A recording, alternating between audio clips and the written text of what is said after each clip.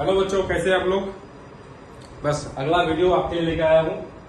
Tension in a rotating massive rope. Okay, मतलब कैसा कि जब मान लीजिए आपका जो है कोई रोप है जिसके पास कुछ मास है और वो रोटेट करेगा तो उस पर टेंशन कैसे बेसिकली वेरी करेगा, टेंशन कहीं पर कितना होगा उसके बारे में बात करने वाले हैं। ओके बच्चों, तो देखिए आपके सामने में क्वेश्चन लिखा हुआ है। ये आपका रोप है ना, इसका मास कितना है, एम है, लेंथ कितना है बोलो, एल है।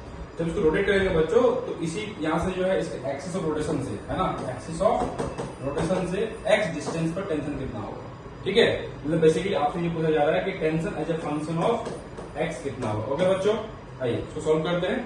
चलो, इसको सोल्व करने से पहले अपन ये बात समझते हैं कि मान लीजिए आपको पता है कि जब सर्कुलर मोशन होता है किसी भी पार्टिकल या किसी भी बॉडी का, ठीक है, तो बेसिकली मान लीजिए आपके पास क्या हो, ये रो है ना, एक स्ट्रिंग हो, उससे एक है ना ब्लॉक को क्या कर दिया गया, अटैच कर दिया गया। अगर बच्चों इसको हम लोग घुमाएंगे है ना, क्या करेंगे बोलो, इसको हम लोग अगर घुमाएंगे एक हॉरिजॉन्टल प्लेन में विद ओमेगा, तो आपको पता है कि इसमें जो है अंदर की तरफ टेंशन लगेगा, जिसको हम लोग सेंटीमीटर फोर्स भी बोल सकते हैं। And it would be equal to बोलो कितना, M into R omega square. Okay बच्चों, बट ये कब है, जब आपका जो है एक डिस्क्रीट मास सिस्टम है, एक सिंपल पॉइंट मास है, या फिर एक सिंगल अकेला एक जो है मतलब जस्ट लाइक सिंपल ब्लॉक है।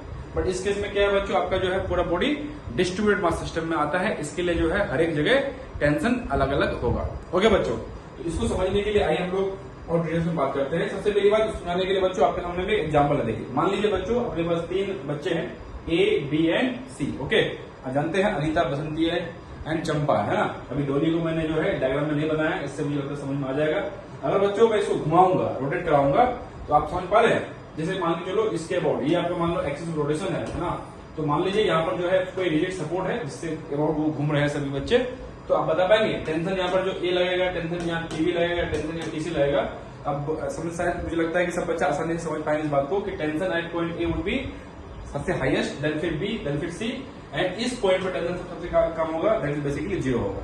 बेसिकली आप समझ पाएंगे, जैसे जैसे हम लोग दूर जाते जाएंगे एक्सिस ऑफ रोटेशन से टेंशन क्या होगा बच्चों, घटते जाएगा। ओके, तो वही चीज यहाँ पर भी हो रहा है। आपका ये रॉड है ना, रॉड को घुमाया जा रहा है ओमेगा से, तो इस रोड में जो टेंशन का जो वेरिएशन होगा वो इस तरह से होगा कि टेंशन सबसे जो है एक्सिस रोटेशन वाला पॉइंट के पास सबसे ज्यादा होगा, सबसे जो दूर वाला पॉइंट होगा टेंशन मिनिमम होगा, दैट विल बी 0।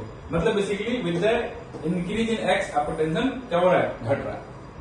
ठीक है बच्चों, तो बेसिकली मान लेते हैं माय डियर स्टूडेंट्स कि हम चूंकि हमको किसी एक्स पर जो है टेंशन निकालना है, तो हम लोग क्या करेंगे बच्चों, किसी एक्स पे गए है ना, वहां पे हम लोग इसको स्टडी करते हैं। तो मान लो एक्स पे गए तो टेंशन कितना हो गया बोलो, टी हो गया है ना, टेंशन कितना हो गया बच्चों, टी हो गया।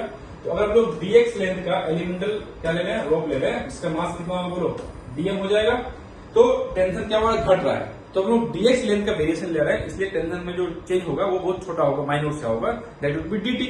तो वो घटेगा क्या बढ़ेगा, घटेगा। अच्छा आप समझ पाए इस डायग्राम से, समझ गए सब बच्चे कि भाई जैसे जैसे हम लोग दूर जाएंगे एक्सिस रोटेशन से टेंशन घटते जाएगा। ओके, तो यहाँ का बच्चों टी है, तो यहाँ पे कितना होगा, इस पॉइंट पर टी माइनस dt हो जाएगा। क्या इसे बच्चों को समझ में आएगा माय स्टूडेंट्स। ठीक है, चलिए तो बच्चों अब हम लोग अगला देखते हैं कि क्या करेंगे। जो आपका जो नेट फोर्स होगा वो कितना होगा बोलो, T माइनस डी टी। ये नेट फोर्स किस पर, उस डीएम मास पर, उस एलिमेंटल मास पर कितना होगा बोलो, T minus D T minus T is equal to बोलो DM into R omega square, है ना। सेंटीमीटर फोर्स को हम लोग इक्वेट कर दे रहे हैं है ना, डीएम इंटू बोलो R omega square. My dear students, T minus D T minus T क्या होगा बोलो, it will be dt is equal to DM into X omega square. ठीक है, इसको हम लोग ऐसे भी समझ सकते थे सिंपल कि dt is equal to DM into X omega square भी बोल सकते थे। और ये बोलते हैं कि सर ये जो नेगेटिव साइन है वो इसलिए है बिकॉज टेंशन जो है एक्स के इंक्रीज होने से घट रहा है, तो उस चीज को रिप्रेजेंट करता है। ठीक है, आप वही समझ लीजिए या फिर इस तरह से भी समझ सकते हैं। फिर बच्चों डीएम का वैल्यू क्या होगा, आपको पता है कि पूरे रॉड का मास कितना है बोलो, m है। तो पर यूनिट लेंथ कितना होगा, जिसको हम लीनियर मास डेंसिटी बोलते हैं, that is m by l, या फिर लैम्डा ही बोल सकते हैं, तो it is m by l into dx, या फिर बोलो lambda into dx। My dear students, तो हम लोग इसको इंटीग्रेट करेंगे by putting the values of dm and all. ठीक है, तो क्या होगा बोलो, माइनस dt का इंटीग्रेशन किसका, इक्वल टू बोलो किसका, m by l into omega square x क्या हो जाएगा, dx हो जाएगा। इसका इंटीग्रेशन कहां से का, आप लिमिट पुट करते हैं। माय डियर स्टूडेंट, जो लिमिट पुट करेंगे इन जनरल बताइए आपका जो है, जब x कोई किसी पॉइंट पर मैंने x लिया है ना, तो क्या होगा बोलो, टेंशन इज t है ना, और मैक्सिमम कहां तक जाना है बोलो, L तक जाना है, x का वैल्यू, वहां पे टेंशन कितना होगा, 0 हो जाएगा। इस चीज को पुट कर देते हैं है ना। जब आपका जो है लेंथ कितना है, x या पोजीशन ऑन द रॉड या रोप क्या है, x है, तो टेंशन कितना है, t है, जो आपको कैलकुलेट करना है बेसिकली है ना। और जो है x इक्वल टू बोलो L के चले गए तो टेंशन कितना हो गया, 0 हो गया।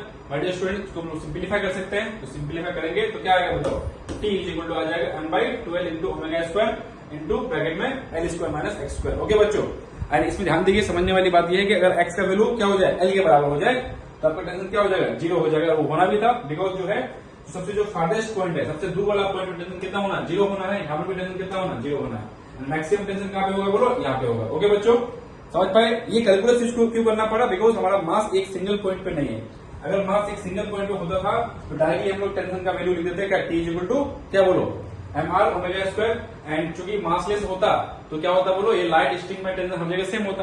पर अपने केस में क्या है कि मैसिव ग्रुप है तो मास डिस्ट्रीब्यूटेड है, इसलिए हमें कैलकुलस का यूज करना पड़ा।